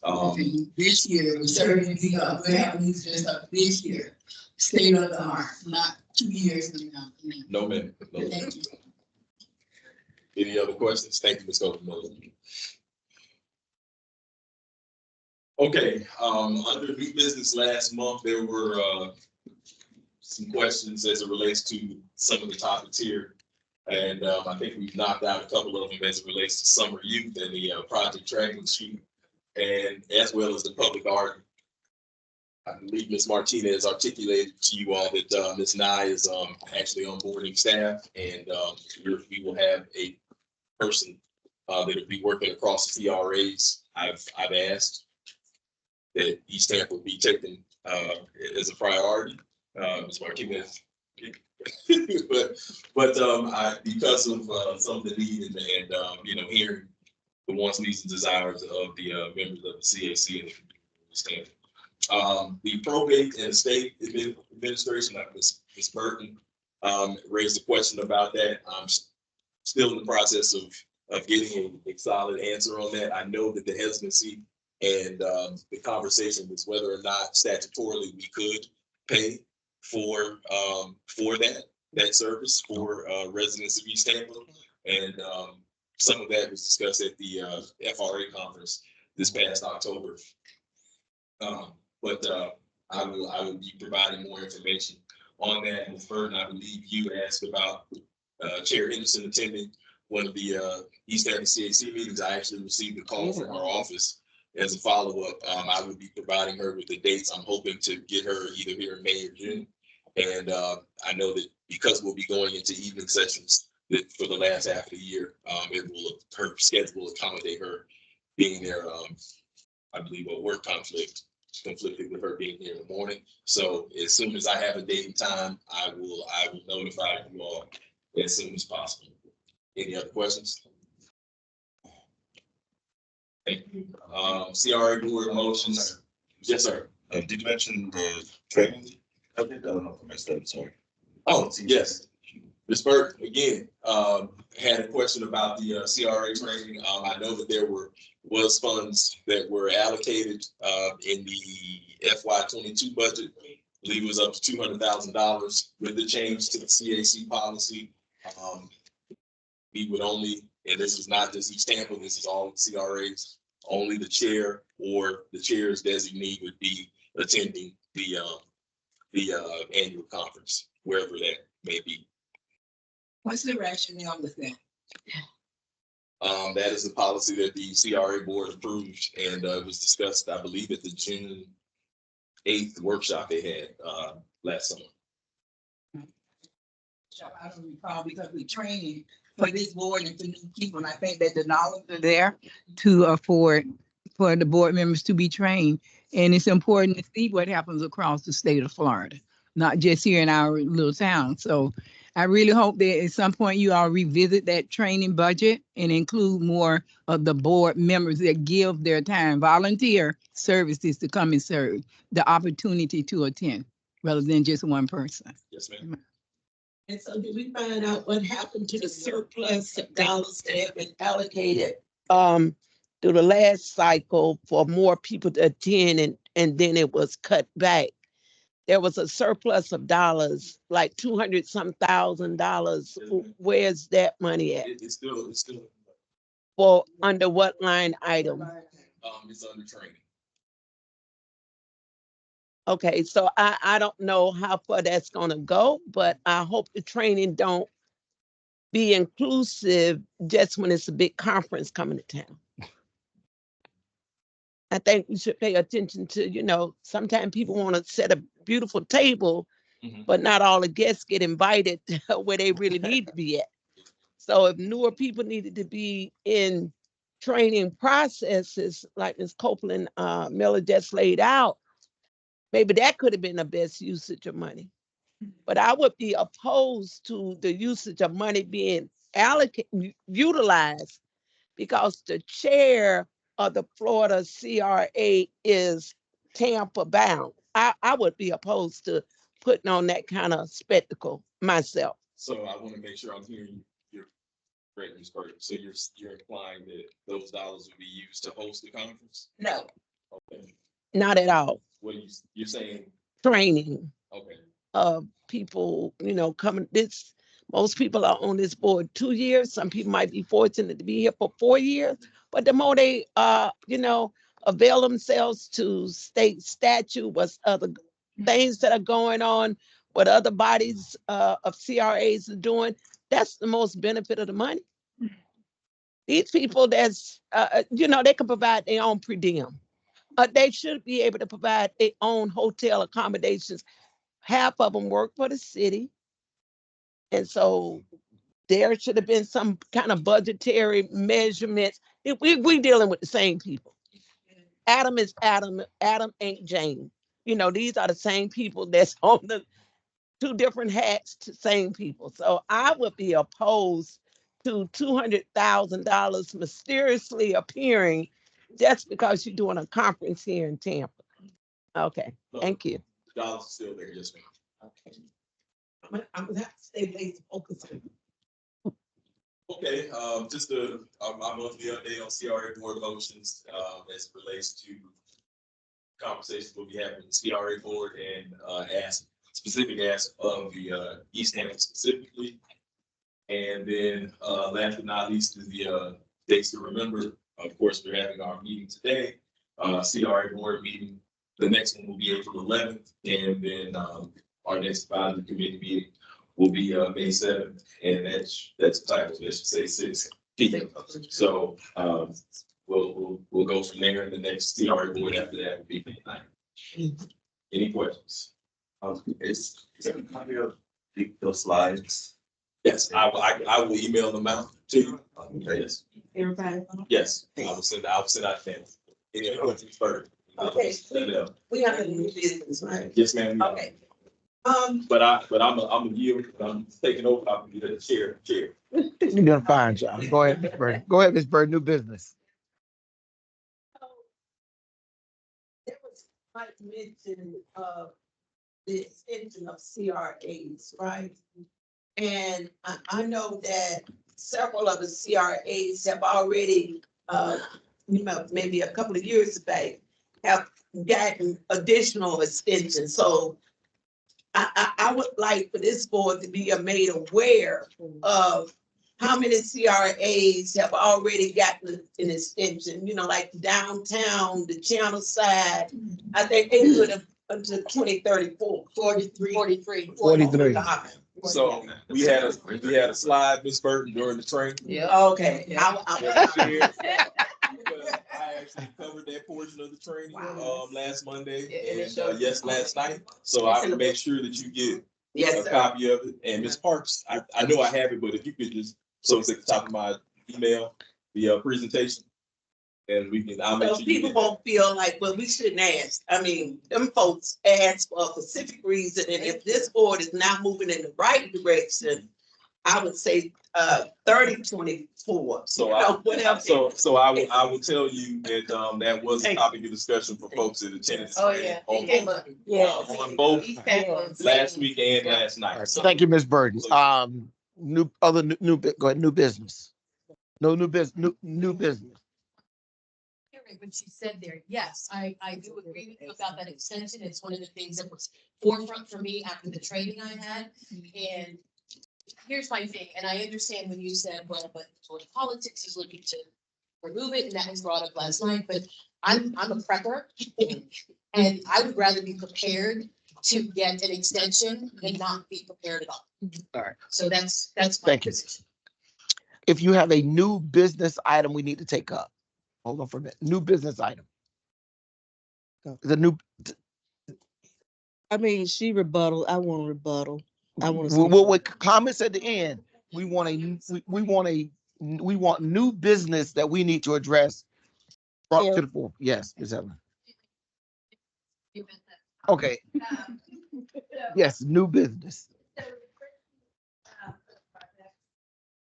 That's very helpful. And I built out, and it'll be expanded as go forward and as we kind of look in the rearview mirror as what's done. As a new person sitting here and I look at the budget, it seems like there's one of the areas where there's been some, I'm hoping successful spending is are under some of these programs, the housing construction program. It looks like there's been some spending in those grant programs, and to see something, and I realize those are being developed and retooled, and I am, I guess, asking if there's an opportunity to do something similar with those programs so we can talk their successes or maybe their underutilizations going forward, especially as it pertains to affordable housing, attainable housing, and those kind of programs that we have lined up in the budget, because that would be, I think, incredibly helpful the same way this, I think, will be helpful to do. So your ask is for that information be included on that report. Or as I think Ms. Martinez said, there's two different staff groups that cover that. So maybe that the staff that covers the grants and those programs that are housing related, residential or commercial grants, they produce something similar. Okay. New business. Yes, sir.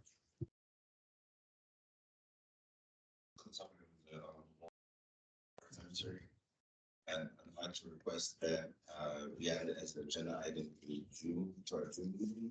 What we consider is that since we're making these investments into the cemetery, one thing I think may be helpful would be to look at potentially naming the site to maybe one of the veterans there, or maybe a division there or something, something along those lines. I don't know. I don't want to be disrespectful to me regarding that, but just want to see Memorial Park Cemetery, it seems a little bit generic. What if, we degrade to somebody's history, community history there, may be beneficial. Okay, thank you for that. And again, my name is Noreen Copeland Miller. I'm the founder and CEO of the Friends of Belmont Heights Memorial Park Cemetery. And too often, we need to get our history because we don't have anything to name no one. My grandfather was there. My brother served in the military as well as others. There's over 900 some veterans in there, so it'd be difficult to just pull out one and name it. That cemetery has historical value. I'm born and raised in Tampa. I'm not sure where you are from, Mr. Fox, but I can appreciate what you're saying. But that is nothing that's on our agenda because we are here to keep our historical history. And by no means will we be changing the name of that cemetery, so you know that. It's gonna be Memorial Hold Park. on, So Mrs. we Miller. have a committee that I do work with, the coordinator for the city of Tampa, Mary Real, that does that. So it's been a lot of meetings that we do attend. And all of these things have come up because that's why we're having some issues with historic Belmont Heights Neighborhood Association for this very reason. And it's good to want to change names, but when you do that, we as Black folks, we raising our own history. We need to differ from our history, our story that we tell. Yeah, So thank yeah. you for Ms. Miller, saying- so, Okay, yeah. so, I Ms. just, Fox, let's give me your request again. I'm sorry? Your request, just say what your request is. Yeah, well, my intent was for us to, definitely memorialize the history of the locations. So but it doesn't have to be named or nothing, but I was wondering, is there a plaque like a historical plaque that's there now? Hold on, And Mr. if- Miller. and if- I'm trying to get on our agenda. Yeah. What is your new business item? Oh, okay. So for an upcoming meeting for us to discuss ways to commemorate the history of You the want that at the memorial June park. meeting? Yes. All right, Mr. McCray, you got that? All right, thank you.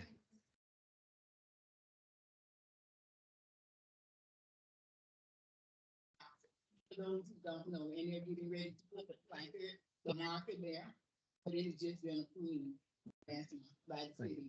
Thank you. Anybody else with an item that they want under new business? Mr. McCray. If I may, Ms. Fox, I will say that there are a couple of entities that are heavily involved in Memorial Park Cemetery, and it might be better for them to lead that effort. And then if there is a need from the East Tampa CAC and the CRA, and then let's work it that way.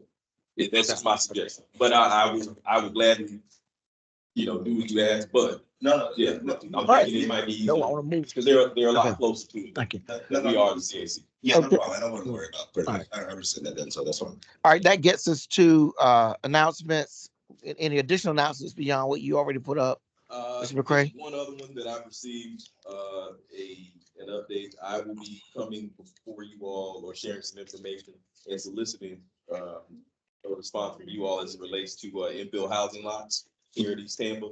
I know that there's been a lot of discussion in years past as it relates to those lots, so it'll be on your agenda for the May meeting. I request that you provide us with the list of the addresses that we currently own. Yes. So that we can refer to that. Okay. Announcements, Mr. Tate? No. Announcements?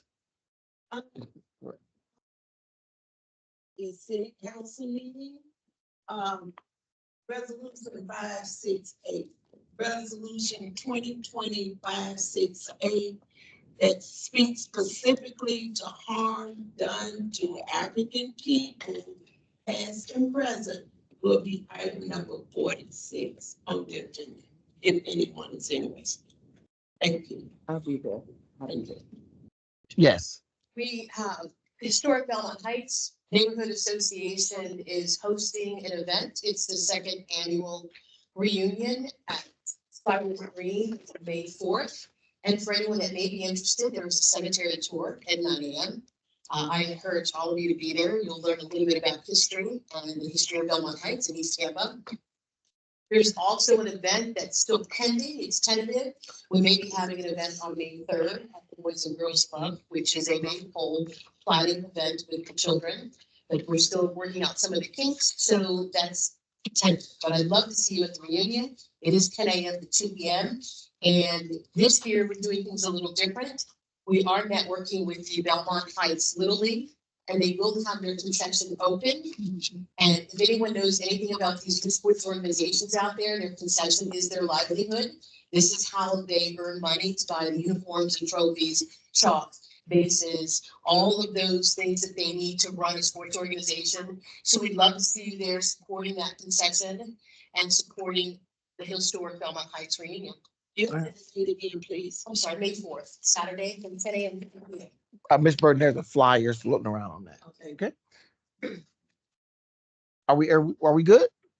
All right. Well, I'd like to take a quick moment of privilege as chairperson today. I am hosting a mentee of mine for a professional day.